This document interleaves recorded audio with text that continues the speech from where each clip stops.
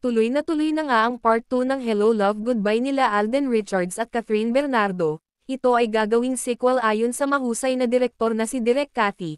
Pakinggan natin sinabi nina Alden at Catherine sa press conference ng Hello Love Goodbye na ginanap kanina. And may mga kailangan pang paghandaan for Elena, and then, yan, may mga, yan, nangyari, and then, naging totoo. Ito na, nandito tayo lahat for Hello Love again.